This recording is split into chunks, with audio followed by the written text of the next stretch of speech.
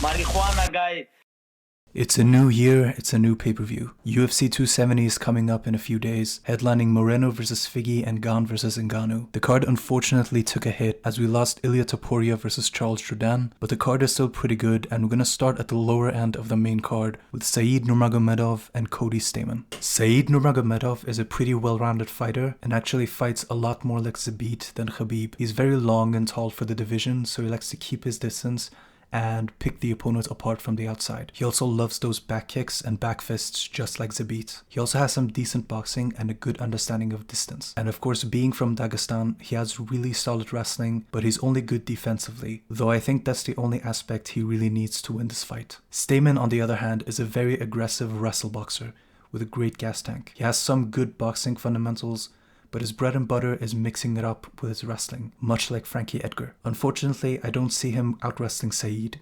His balance is just far too good, and he has a different kind of understanding of wrestling than Cody does. I think ultimately this fight is going to come down to the striking. For Said, leg kicks are going to be key, as Cody has a wide stance and doesn't really check them. I also see him catching Cody with hooks, as Cody loves to enter with either double jabs or by shifting into a hook. For Cody, it's going to be all about keeping that pressure and crowding Said to take those kicks and long strikes away from him, while landing his own combinations in the pocket. I also think he'll be able to do some good work in the clinch, even if he doesn't get the takedowns. Ultimately though, I have to go with Said Nurmagomedov, and I'm going to go with a majority decision. Now on to the second banger of the night, Andre Fialho versus Michel Pereira.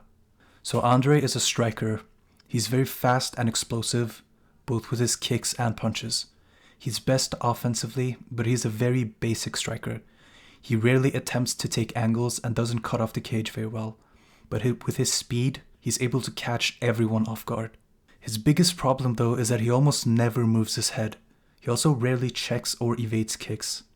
And James Vick actually exploited these weaknesses and was able to get the better of Andre for the first round of their fight, by using good footwork to stay away and probe him with teeps, straight punches and side kicks. I think Pereira could use that same strategy to an even greater effect, as Pereira is more defensively responsible and has a greater kicking game. I think if Pereira tries to keep the jumping off the cage and backflips to a minimum and focuses more on maintaining his distance, he will win this fight. I see Pereira landing kicks from a distance at will, and eventually finding openings for his fast jabs, straights and even Superman punches. And I think Andre will eventually fold to a flurry of punches and get TKO'd in the second round. That being said, Andre is very fast and powerful, and Pereira does slip up at times, especially when he's pressured against the cage, which happened a lot in his last fight with Price. One of those big hooks or overhands from Andre could get around the guard and fuck him up, but I just do not see that happening. And if all else fails, Michel Pereira does have an advantage in grappling and could easily go to that avenue. And here we go with the trilogy, Moreno vs Figueiredo. This is a very hard one to predict because the ultimate X factor coming into this fight is Figueiredo's weight cut. Will he be able to make the weight, make it to the fight, and actually be able to take the damage that Moreno will dish out to him with his superior boxing? In my opinion, no. Even if Figueiredo has improved his boxing defense, he is going to get hit and punished in this fight by Moreno, whether it be the jabs from a distance, the leg kicks, or the combinations, as Figueiredo tries to enter on him. And I just do not think Figueiredo is able to take that kind of damage anymore. I mean, he got dropped by a jab in the last fight. The grappling is also going to be there for Moreno, who has good reactive double legs, and even though their ground games are very even, all that grappling and scrambling and transitioning is ultimately going to slow Figueiredo down and wilt him, laying the groundwork for Moreno to really drag him into deep waters in the later rounds.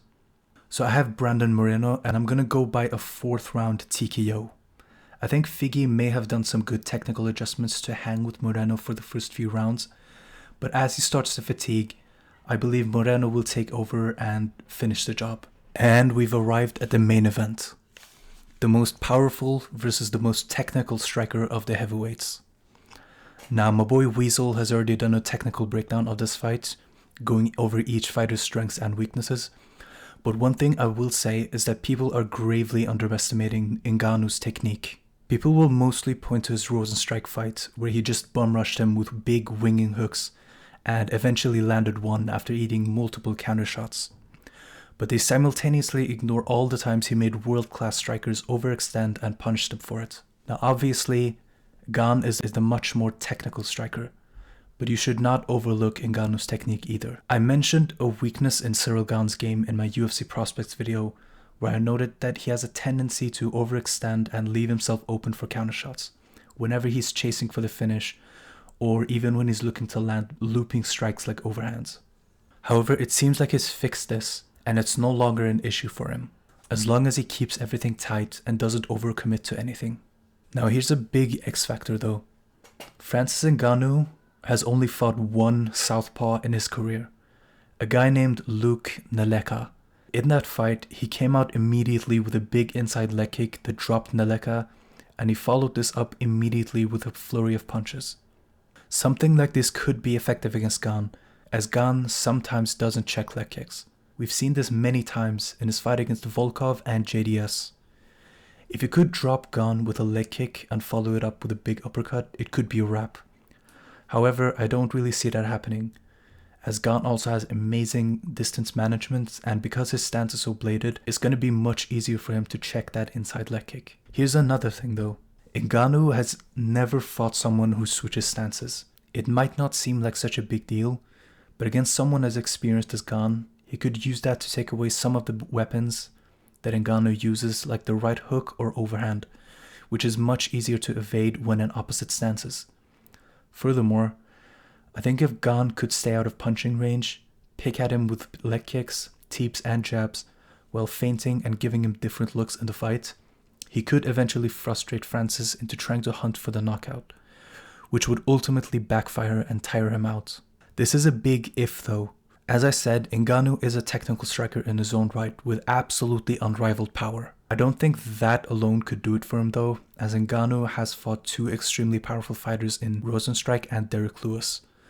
So, all things told, I'm gonna go with Cyril Gane by a decision. I think Gane is gonna use a similar strategy as in his Rozenstruik fight and play it safe. It might not be very fun to watch, but I think it's in his best interest to not look for a finish, as Ngannou has shown to be dangerous even in the later rounds when he's tired.